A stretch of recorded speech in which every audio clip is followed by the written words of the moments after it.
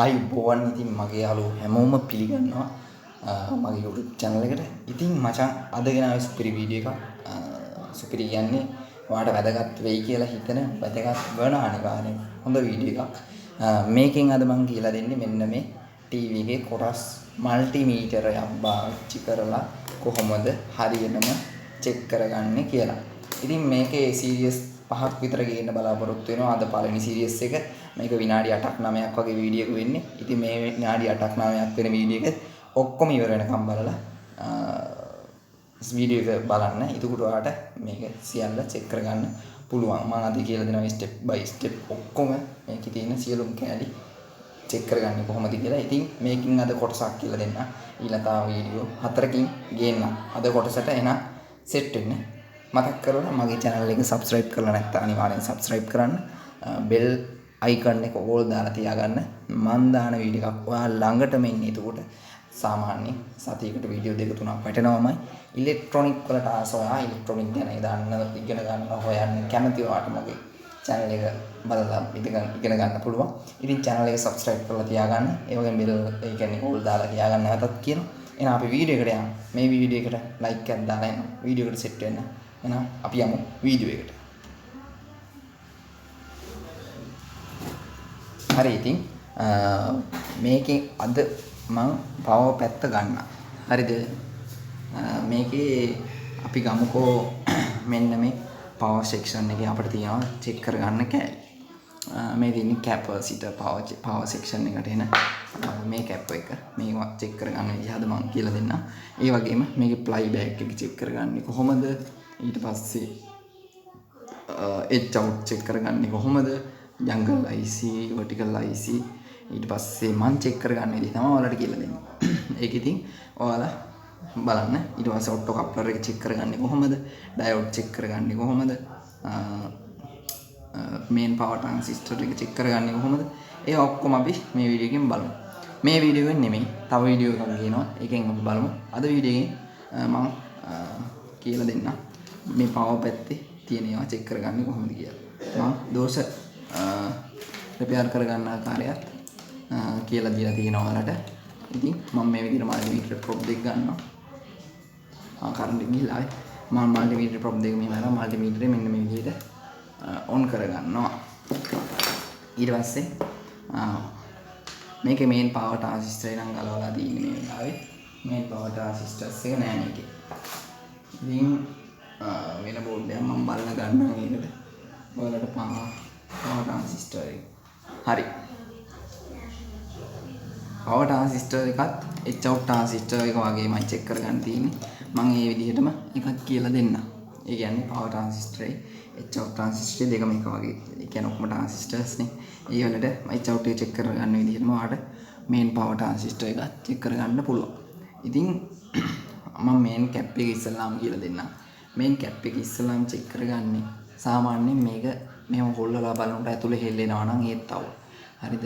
ඊට පස්සේ මේ උඩින් පිම්බිලා ගොඩක් තියෙනවා නම් ඒත් මේක පිච්චිලා හයි ගිහිල්ලා තියෙන්නේ. පුපුරලා වගේ ගිහිල්ලා දෙනවා නම් කොහොමත් හයි ගිහිල්ලා. එහෙම නැතුව මෙහෙම නිකන් තියෙනවා නම් මේ normal හොල්ලන කිසිම මේක හොඳයි. 180ක් විතර මෙහෙම තියෙනවා හොඳයි. සමහරක් ඒවා ඇතුලෙන් ලීක් වෙන්න පුළුවන්. ඒක අපි හරියටම බලාගන්නේ මල්ටිමීටරේ බස මූඩ් එකට දාගන්න පුළුවන් නම් හොඳයි. මෙන්න මෙහෙම බස මූඩ් එකට දාගෙන පාට වීඩියෝ එක මම ගන්න විදිහ නැහැ. හරි. මේ විදිහට මම තියාගන්නවා මල්ටිමීටර්. මෙන්න මේ විදිහට අරන් කැපැසිටි එකේ මෙන්න මේ විදිහට තියාගන්නවා. මෙන්න මේ විදිහට ප්‍රොබ් දෙක ගාවපුවම ආට පේනවා අගයක් යනවා. මෙන්න මේ විදිහට ගිහිල්ලා ඔන්නෝම යනවා අගයක්. ඔයාට අගයක් ගිහින් පේනවා මේක. ඔන්න ඔය විදිහට අගයක් යනවා. මම මේ විදිහට චෙක් කරගන්නවා. ඉතින් මෙන්න මේ විදිහට අගයක් ගිහිල්ලා ඔන්නෝම එකේ වැටෙනවා. ඒකට මේ කැප් එක හොඳයි කියලා අපට තීරණය කරන්න පුළුවන්. අපි ආවම මාරු කරගමු. බස මූඩ් එකෙන් තමයි චෙක් කරන්නේ. අන්න ඒකට අපට පේන්නනවා මේක මෙන්න මේ විදිහට යනවා. මූඩ් එක වැදිලා ඔන්න ඔය විදිහට යනවා. ඔම ගිහිල්ලා ඔන්නෝම නවතිනවා. නැවතිලා ආපහු ඔක දිගටම ගිහිල්ලා එක දිගට ගිහින්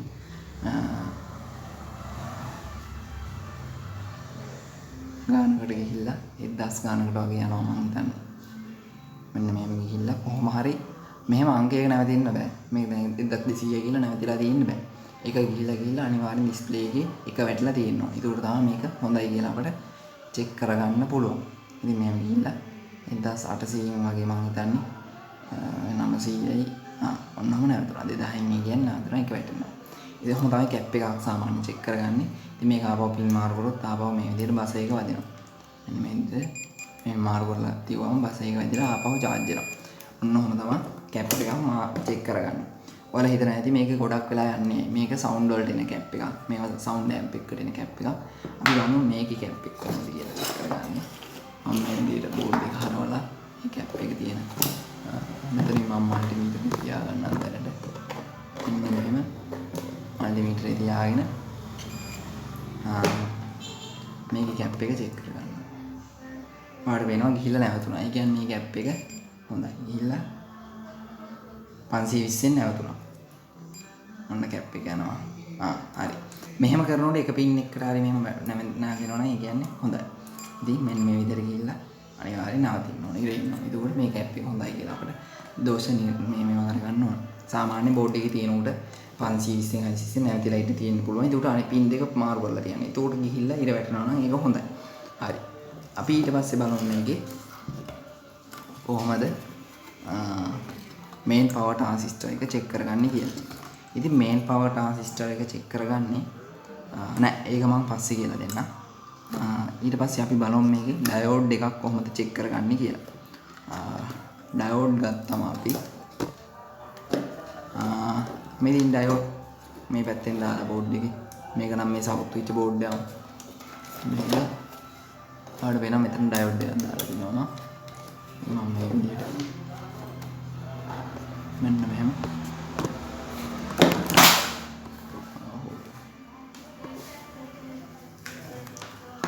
ඩයෝඩ් ඒ බස මෝඩ් එක වරන් දාලා එහෙම නැත්නම් ඩයෝඩ් මෝඩ් එක තියෙන්නේ. ඩයෝඩ් මෝඩ් එක දාලා මෙන්න මෙහෙම කැප් එකේ දෙපැත්ත හිට මේ ඩයෝඩ් එකේ දෙපැත්තට තියා ගන්නවා. ඒක බස මෝඩ් එක වදින්නේ නැත්නම් හොඳයි. ඔයාලට පේනවා මෙතන.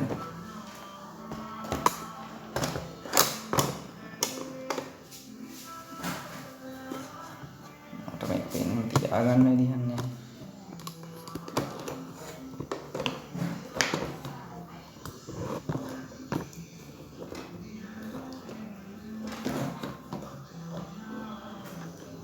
ඉතින් මේකේ මෙන්න මේ විදිහට චෙක් කරගන්න පුළුවන් ඔයාලට.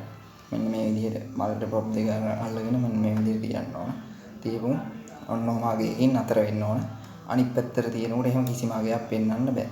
දැන් මේකේ පෙන්නලා නැති වෙලා යනවා දැක්කනේ. ඒ අර කැප් එකේ charge එක පෙන්වන්නේ. ඒක එහෙම පෙන්වන්න බෑ. ඔන්න ඔහම තියෙන්න ඕන. මේ පැත්තට තියෙනකොට ආයේ 300 ගාණක් හරි 400 ගාණක් හරි ඔහම ගාණක් පෙන්වන්න ඕන.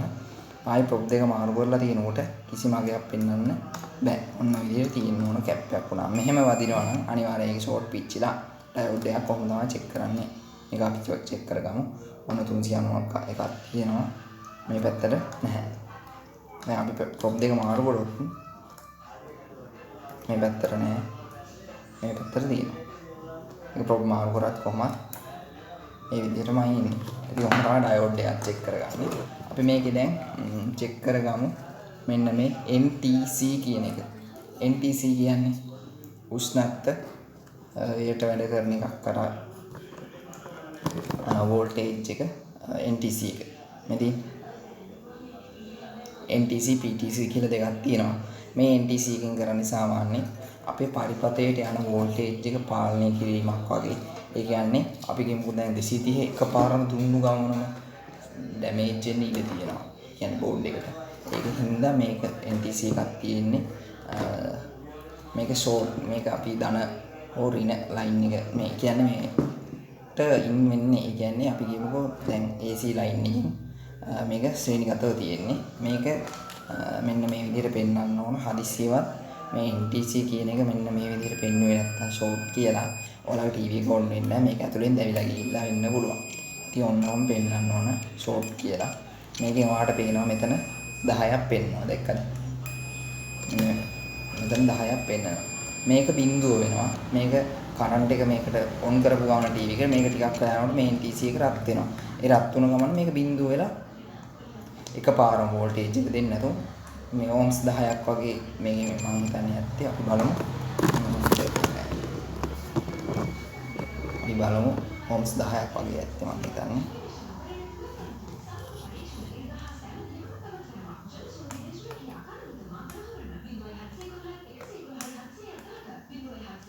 ඔයාලට පේනවා ඕම්ස් 12ක් වගේ තියෙන්නේ. ඒ කියන්නේ ඔය ඕම්ස් 12 නැති වෙලා යනවා. ඕම්ස් 12ක් තියෙනවා. ඔය ඕම්ස් 12 බිඳුව වෙනවා. මේක ටී එක දාලා ටිකක් වෙලා ගිහුම් රත් වෙලා බිඳුව වෙලා උතනගේ මේක හරියට වෝල්ටේජ් එක යනවා. එකපාරම වෝල්ටේජ් එක සර්කිට් එකට දෙන්නේ නැහැ. ඒක ක්‍රමයෙන් යන්නේ. දැන් ඔයාලට පේනවා මේක මෙන්න මෙහෙම වැඩ කරන්න ඕන. ෂෝට් කියලා පෙන්වන්න ඕන. හරි. ඒක උඩ තමයි මේ ටීවී ඔන් වෙන්නේ. ඔක ඩිස්කනෙක්ට් වුණොත් එහෙම ටීවී ඔන් වෙන්නේ නැහැ.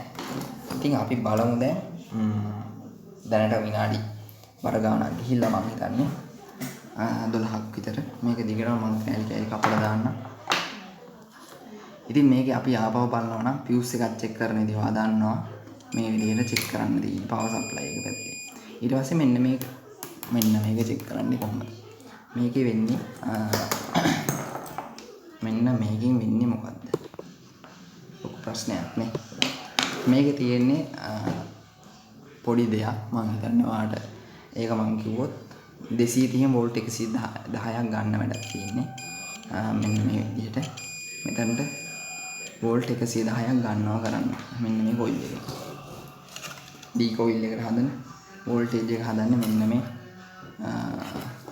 කෑල්ලෙන් මෙන්න මේකෙන් තර්මිස්ටර් එක. මේකට කියන්නේ තර්මිස්ටර් එක කියලා. මෙන්න මේකෙන් කරන්නේ වෝල්ටේජ් එක හදන එක. මේකේ ඕම්ස් ගානක් මෙතන පෙන්වන්න ඕන. ෂෝට් පෙන්වන්න බෑ. මේක දැන් ෂෝට් පෙන්වනවා මේ. ඒ කියන්නේ මේක පිච්චිලා තියෙන්නේ මේ බෝඩ් එකේ. මෙතන ෂෝට් පෙන්වන්න බෑ. මේක පෙන්වන්න ඕන ඕම්ස් ගානක්. මෙහෙට 110 මේක ගන්න එක 230 වෙලා එක පින් එකක් මේකට සෙට් වෙනවා. අනිත් පින් එක 230 අනිත් පින් එක මෙන්න මේක හරහා ඇවිල්ලා මෙතනට 110ක් වෝල්ටේජ් හදනවා. මෙතන තියෙන්නේ නිකන් රෙසිස්ටර් එකකින් වෝල්ටේජ් අඩු කරනවා වගේ වැඩක් කරලා තියෙන්නේ රෙසිස්ටර් එකක් දාලා. තර්මිස්ටර් එක ඔකට කියන්නේ මේක පිච්චිලා තියෙන්නේ. මේක කවදාකවත් ෂෝට් වෙන්න බෑ මෙහෙම. මෙන්න මෙහෙම ඕම්ස් ගානක් තමයි පෙන්වන්න ඕන. අපි කියමුකෝ මෙන්න මෙහෙම ඕම්ස් ගානක් පෙන්වන්න ඕන. ඒක අපි දන්නේ නැහැ කීයද කියලා. මම දැන් ඒක පෙන්වන්න විදිහක් නැහැ. මෙතන 600 ගානක් හරි ඕම්ස් ගානක් කීයක් හරි ඕම්ස් ගානක් තමයි පෙන්වන්න ඕන. ඒක ෂෝට් කියලා පෙන්වන්න බෑ. ඒක ෂෝට් නම් අනිවාර්යෙන් පිච්චිලා. ඉතින් පවර් පැත්තේ ආයි තියෙන්නේ මයිලර් කැප්. මයිලර් කැප් කවදාකවත් මේ බස මුඩ්ඩෙට දාලා පෙන්නනකොට රොහොම වදින්නත් බෑ. මේක ඉලක්කම් යන්නත් බෑ. එහෙම ගියොත් ඒක ෂෝට්. බෝඩ් එකේ තියෙන්නේ මේ මයිලර් කැප් එහෙම චෙක් කරන්නේ ගලවලා. ඊට පස්සේ රෙසිස්ටර් නේම් පාන්නුලා චෙක් කරගන්න ඕගොල්ලෝ. මේකේ ආයි වෙන දෙයක් නෑ පවර් පැත්තේ. මම දැන් ඊළඟ දවසේ මෙන්න මේ පවර් එකකින් අවුට් පැත්ත චෙක් කරන්න. ඒ දවසේ ඊළඟ එකට සෙට් වෙන්න channel එක subscribe කරලා තියාගන්න ඊළඟ lesson එකට set වෙන්න. ඒකට ඔයාලට මම H out එක check කරගන්න විදිහයි H out එක check කරනකොට මේ power transistor එක check කරගන්න විදිහයි කියලා දෙන්න. ඒකල්ලා අපි audio license එකක් කොහොමද multimeter එකෙන් check කරගන්නේ. ඊට පස්සේ මෙන්න මේ playback එක කොහොමද check කරගන්නේ multimeter එකෙන් හරියට. ඊට පස්සේ මේ chopper transformer එක කොහොමද multimeter එකෙන් හරියටම check කරගන්නේ. මේ jungle IC කොහොමද multimeter එකෙන් check කරගන්නේ, tuner එක කොහොමද multimeter එකෙන් check කරගන්නේ කියලා ඊළඟ වීඩියෝ එකකින් ගේන්න. එහෙනම් දැන් channel එක subscribe කරලා තියාගන්න, bell එක ඕල් දාලා තියාගන්න. එහෙනම් හැමෝටම ජය වේවා. අදට වීඩියෝ එක අවසන් කරනවා. එහෙනම් හැමෝටම ජය වේවා.